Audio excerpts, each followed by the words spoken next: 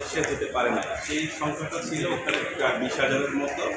প্রাথমিক রিপোর্টে আসে। বিষয়টা দেখার পরে আমি আমার কলিগস বিপ্লব পোদ্দার জনস্বার্থে একটি রিট ফাইল করি এবং রিটটা প্রাথমিক শুনানি শেষে মহামান্য কোর্ট ওরালি একটা আদেশ দেয় যেহেতু সরকার এই ব্যাপারে একটা ইনকোয়ারি করছে, তো ইনকোয়ারি রিপোর্টটা দাখিল করতে বলা হয়। গতকালকে মহামান্য কোর্টের আদেশ অনুযায়ী রিপোর্টটি দাখিল করে রিপোর্টে দেখা যায় প্রায় 17,777 জন মালয়েশিয়ার শ্রমিক যারা যেতে পারে নাই এবং এখানে সরকারের সরাসরি যে গাফিলতি সেটা চলে আসছে। সেক্ষেত্রে মহামান্য কোর্ট প্রাথমিকভাবে আমাদেরকে একটি রুল দেয় এবং রুল সহ তিনটি অর্ডার দেয়। রুলটা হচ্ছে যে কর্তৃপক্ষের নিষ্ক্রিয়তা এবং খামখেয়ালিপনাকে কেন অবৈধ ঘোষণা করা হবে না ইন টার্মস অফ তাদের জীবনকে ধ্বংস করার জন্য, যে ভিক্টিম তাদের জীবনকে ধ্বংস করার কারণে। সাথে সাথে তাদেরকে কর্তৃপক্ষকে কেন ডাইরেকশন দেওয়া হবে না যারা যারা এখানে ভুক্তভোগী আছে তারা যে ডিপোজিটেড মানি করেছে সুদসহ কেন ব্যাক করা হবে না এবং তাদেরকে কেন এডুকেট কম্পেনসেশন দেওয়া হবে না, এই মর্মে একটি রুল দিয়েছেন। সাথে সাথে একটি ইন্টারিম অর্ডার দিয়েছে যেহেতু বিষয়টি অলরেডি ইনভেস্টিগেশন হয়েছে এবং রিপোর্টটা দিয়েছে, ওনারা সুপারিশ করেছে, সেই সুপারিশ মোতাবেক ওনারা কী ব্যবস্থা নিচ্ছেন, কার প্রতি কী ধরনের পদক্ষেপ নিচ্ছেন সেটা প্রতি 3 মাস পর পর যাতে কোর্টকে একটি রিপোর্ট আকারে সাবমিট করা হয়, এই জন্য কোর্ট একটি ইন্টারিম ডাইরেকশন দিয়েছে। কোর্ট তার বক্তব্যে বলেছেন যে রিপোর্টটা দেখে সরকারের যে গাফিলতি খামখেয়ালিপনা এটা সরাসরি আসলে পরিলক্ষিত হয় এই ক্ষেত্রে।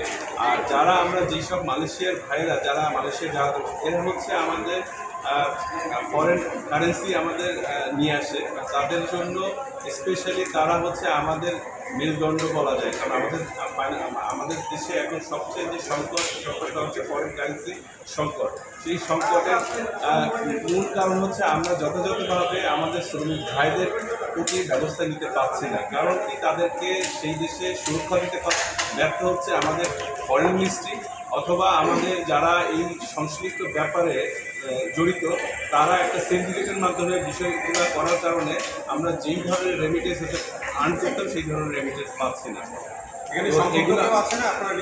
এটা আমরা তাদের পক্ষ হয়ে যেহেতু তারা একটা ছিন্নমূল ইয়ে থেকে বিলংস করে তাদের পক্ষ হয়ে আমরা নিজেরা জনস্বার্থে মামলাটা করেছি। কারণ এখানে প্রায় 17,777 জন বলা হচ্ছে সরকারি রিপোর্ট অনুযায়ী, এর পরে হয়তো থাকতে পারে।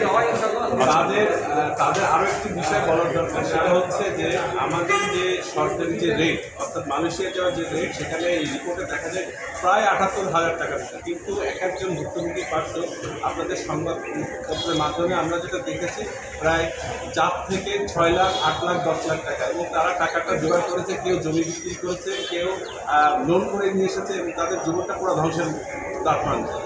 তো আশা করছি এই রিপোর্টটি হওয়ার ফলে মহামান্য কোর্টের যেই রুলটি দিয়েছেন এবং ডাইরেকশন দিয়েছেন যথাযথ কর্তৃপক্ষ তাদের প্রতি সুবিচার করে তাদের টাকা ফেরত দিবেন এবং তাদেরকে জরিমানা দেবেন এবং সংশ্লিষ্ট যে যারা এর সাথে জড়িত অর্থাৎ তাদের টাকা নিয়ে তাদের জীবন নিয়ে যারা হচ্ছে তাদের ব্যাপারে যথাযথ ব্যবস্থা নেবে, আইনগত ব্যবস্থা নেবে বলে আমরা আশা করি। কত সপ্তাহের রুলটা কত সপ্তাহের? রুলটা 6 উইক। আচ্ছা, এইখানে ডিপোজিট মানে যে দিবে ডিপোজিট সরকারি রেট হলো 78,000 টাকা, যারা যে টাকা দিয়েছে সেটাকে না এইটা এক একজনের কাছ থেকে এক একভাবে নিয়েছে ডকুমেন্ট, এটা তো আমাদের কিছু না, যারা দিয়েছে তারা যদি তাদের ইয়ে দেখাতে পারে তো কর্তৃপক্ষ অর্থাৎ যেই প্রতিষ্ঠানকে দিয়েছে। এখানে আরেকটি ব্যাপার মহামান্য হাইকোর্ট আরেকটা কনসার্ন দিয়েছিল যে কোন কোন এজেন্সির ক্ষেত্রে আপনারা ব্যবস্থা নিয়েছেন, যেটা আপনি নিজেদের কাছে জানতে চেয়েছিলেন। উনি কিছু কিছু বলেছেন বাট নাম এখানে প্রকাশ আসে না।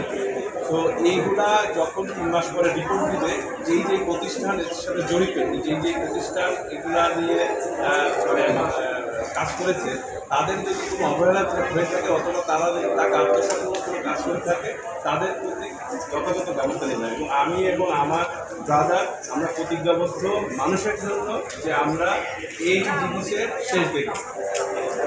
ওকে।